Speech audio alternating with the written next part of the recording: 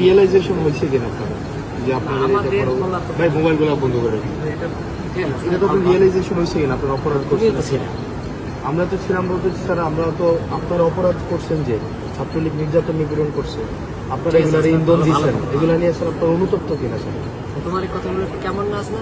না কেমন না স্যার, আপনি তুমিও তো আমাদের মধ্যে না, আমি আপনাদের মধ্যে ছিলাম না, আমি আপনাদের বিরোধিতা করছি স্যার। না, আমি আপনার বিরোধিতা করছি। আপনি আমার জঙ্গি ট্যাগ দিয়েছিলেন ওই ইয়াতে রেস্টা বিল্ডিং এ, আপনি বলছিলেন আমি জঙ্গি। তুমি জঙ্গি? আপনি আমি এটা বলছিলেন স্যার। এবং না স্যার, বিশ্ববিদ্যালয় স্যার আপনাকে সাক্ষী রেখে ছাত্রলীগ নির্যাতন নিপীড়ন করছে, তখন আপনারা কিছুই বলেন না। এবং স্যার রিয়েলাইজেশন হলে তো ফাইন, আপনারা আমাদের সমাজের বিবেক, রিয়েলাইজেশন এটা হয় কিনা যে স্যার এটা অত্যাচার, কোনো অন্যায় হইলে সেটা আপনাদের এই রিয়েলাইজেশন হয় কিনা স্যার? আমাদের বলা তো ওইটা তো বলো, প্রত্যেকটা মানুষের ব্যক্তিগতভাবে মনে করি যে কোনো অন্যায় হইলে সেটা স্যার আপনার সময় অন্যায় হয় না বিশ্ববিদ্যালয় স্যার, গেস্টরুম গণরুম অন্যায় হয় না? গেস্টরুম গণরুমটা ধারাবাহিকভাবে প্রক্রিয়া চলে আসে। এটা আপনার সময় ছিল? না, আমার সময় ছিল, কিন্তু আমার কিন্তু উদ্যোগগুলো আমারই নেওয়া ছিল।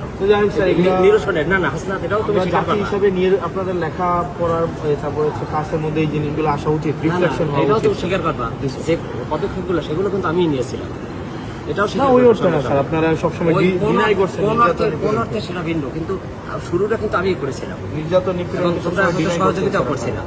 না, ডিনাই করাটা অন্য জিনিস, ডিনাই করা তো অপরাধ। যারা ওই প্রক্টর স্যার ছিলেন উনি বারবার ডিনাই করছেন। না, ডিনাই ইতিহাস সবাইকে ভালো থাকবে, তোমাদের শুভকামনা।